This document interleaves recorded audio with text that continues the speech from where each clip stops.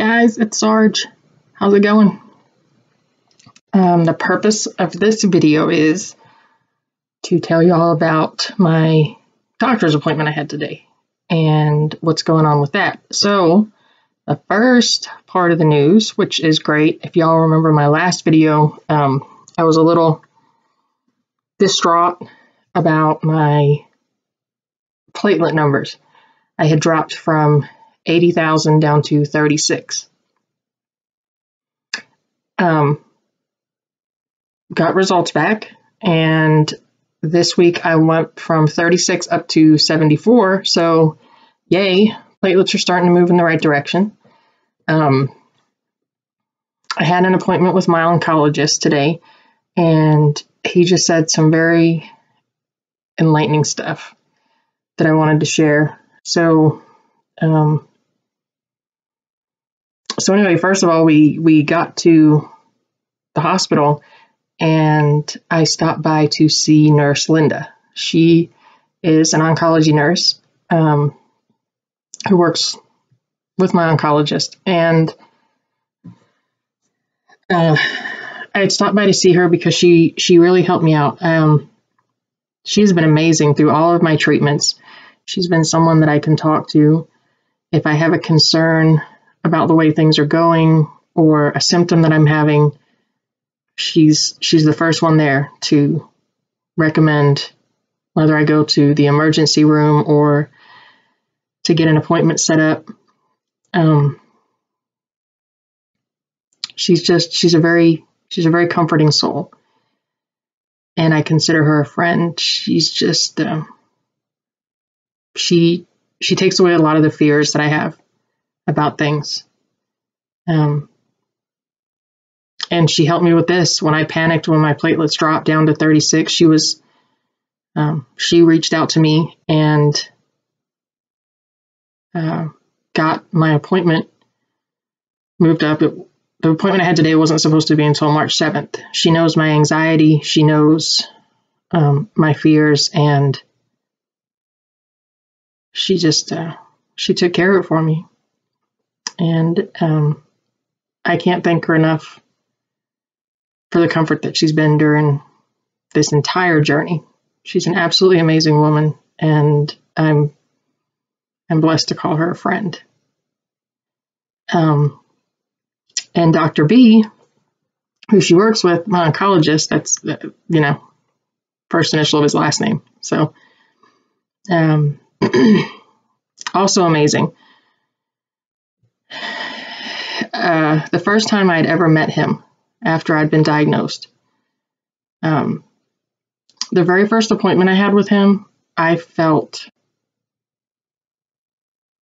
that he was, I don't know what I was expecting, but I felt like he was a little cold, so to speak. And the second appointment I had with him, I told him that. And, he made a very valid point. He said, if you're looking for me to be emotionally invested, I can't. I won't be able to go home and, live my home life if I'm getting emotionally invested with all of my patients. He said, no one's going to beat my chemo. No one's, I'm going to give you the best that I can give you. And I'm grateful. He did offer to get me a new oncologist, and I declined and stuck with him. And I'm so glad I did, because he, I don't know. I'd like to say he started caring a little more than he said he wanted to. He fell in love with Sarge. Okay, and love is strong. But anyway, he's also become very near and dear to my heart, just like Linda. And I actually got a hug from him today, but don't tell anybody. So basically, he started talking about, first of all, he said that he doesn't believe, didn't they say it's called ITP? The platelets going low is called ITP? Yes. So he doesn't believe that it's Mrs. Sarge, y'all. He doesn't believe that's in any way related to the cancer.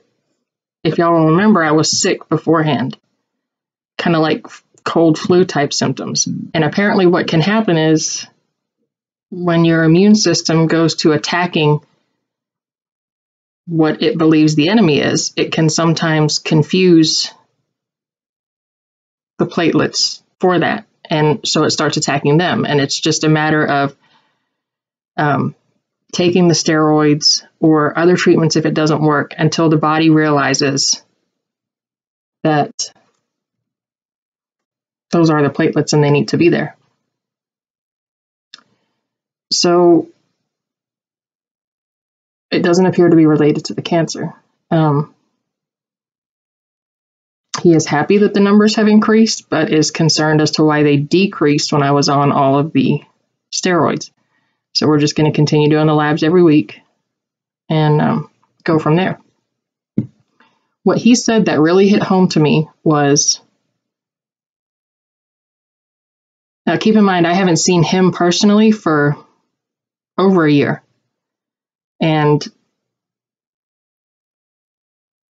he took one look at me and how well I look, and I've had a weight gain since the last time I saw him. It's those over-the-counter Cadbury eggs, I think, that are doing it.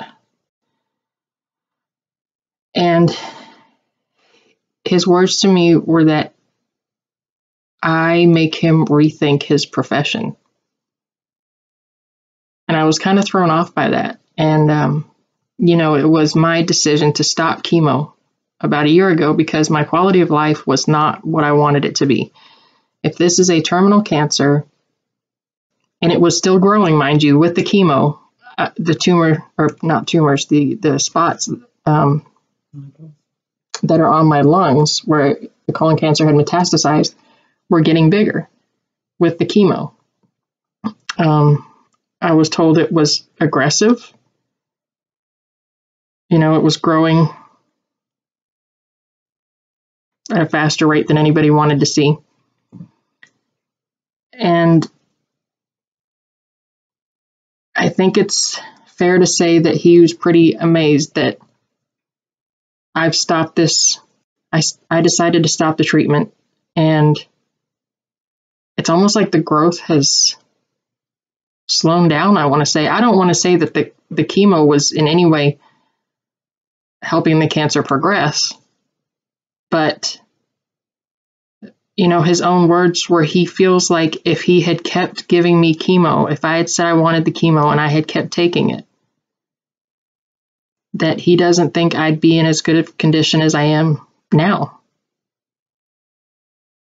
And for him to say that meant a lot. I am not in any way urging anyone who has cancer to either continue treatment or stop treatment. It's a personal decision.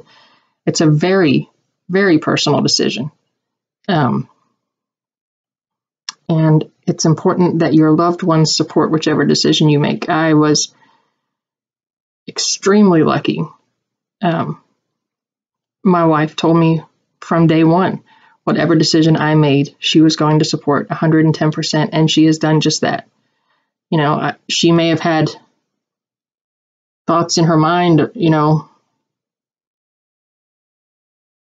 where she wasn't sure what the right decision was, but regardless, she supported me 110%. And this road has been easier for me because of that. And it was just eye-opening today to hear that from him, from Dr. B.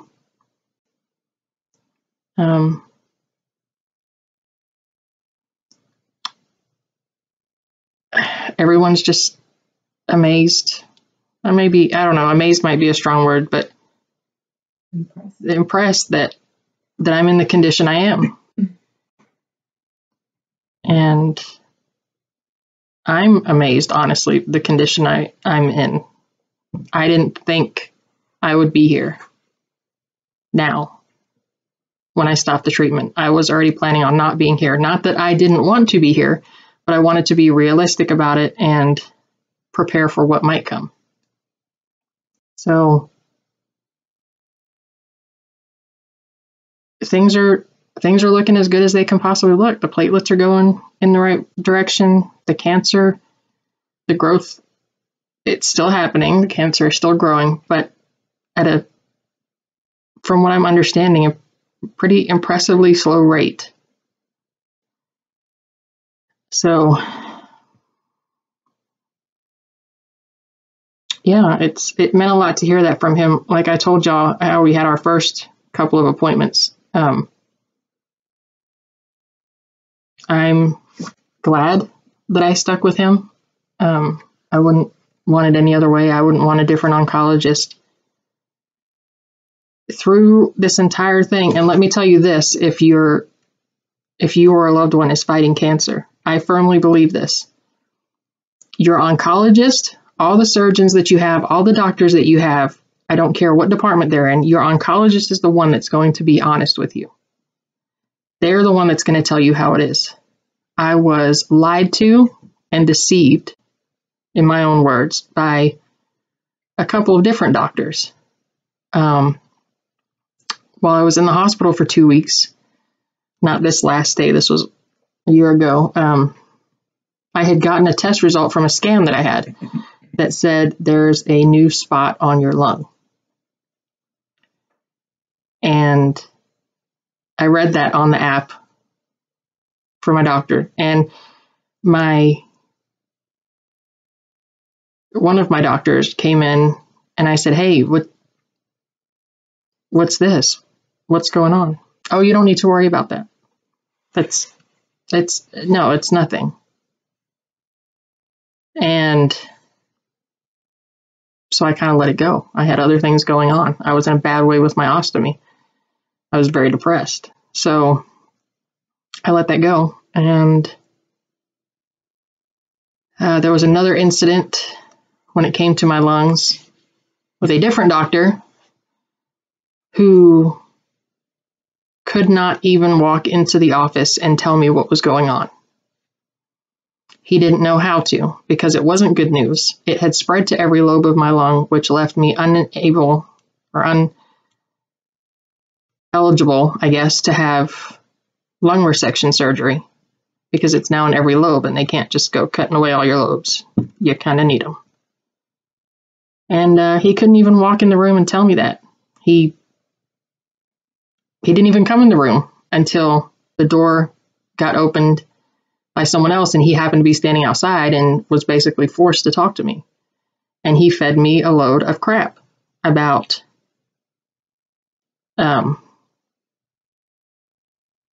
how positive the situation was and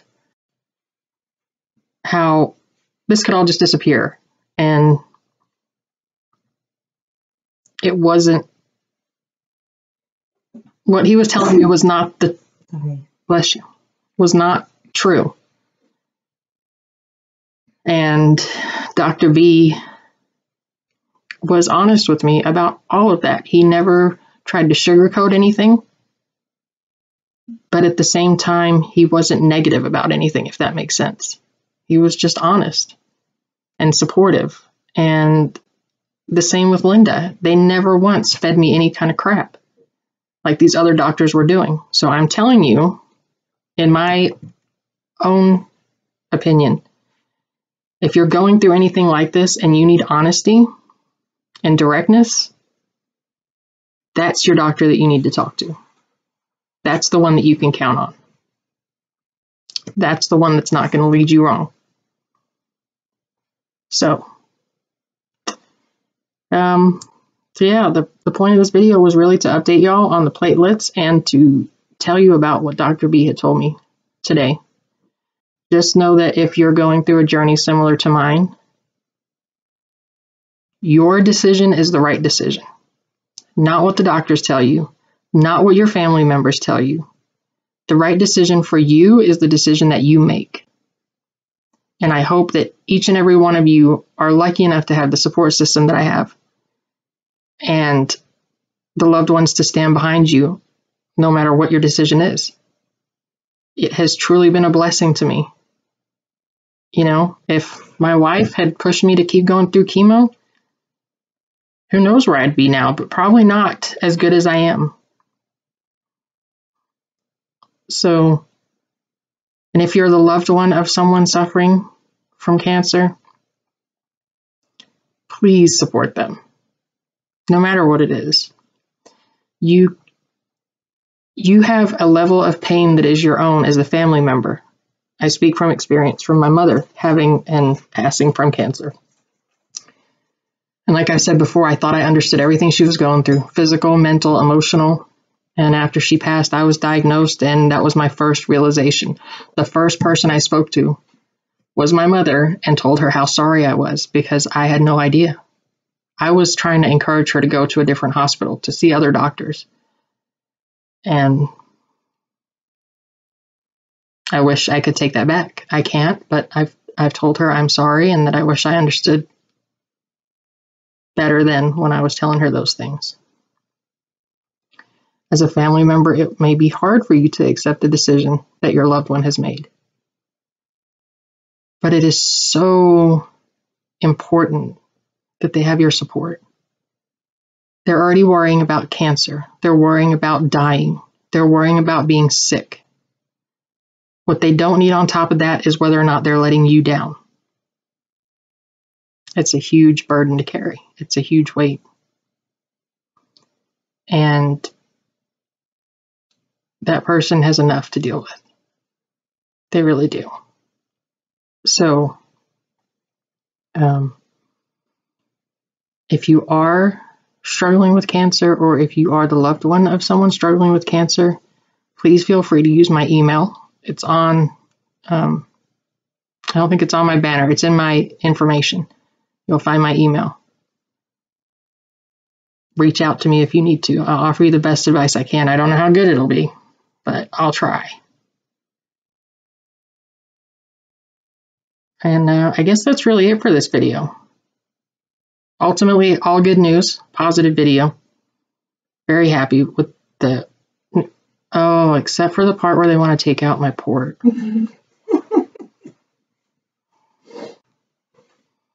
That's not a happy part. No, I am not cured. Yes, I have stage 4 cancer. No, I am not going to go through any more chemo. I have made that decision.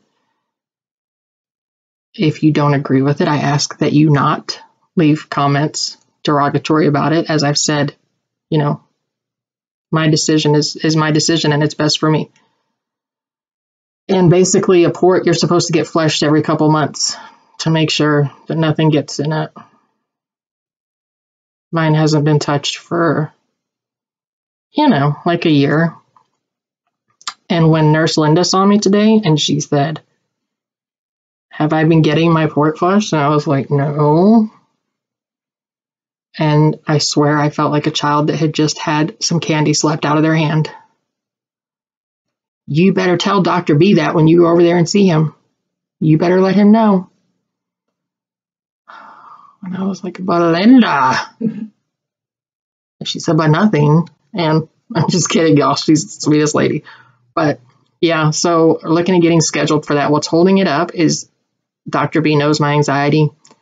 And I've told him if I'm going to be awake for this, it's not going to happen. Because you're not sedated for port removal. So we're trying to figure out a way for me to have conscious sedation to do this so that I'm out of it enough that I don't care. So that'll be upcoming. I'm sure y'all would love a video when I'm high. I'll see what I can do. Don't help them. Don't help them. So yeah, I think that's it. I think we've covered everything. Harley, any words? You want ice cream? No. I love all of y'all. Mrs. Sarge loves all y'all. I'm going to do another video on it, but she just put a video out on her channel. You need to go check it out. Insert the link. That's it. There will be more to come. Y'all like my shirt? If not, whatever. Okay, that's it. Love y'all very much. I will talk to you again soon in another video, and peace.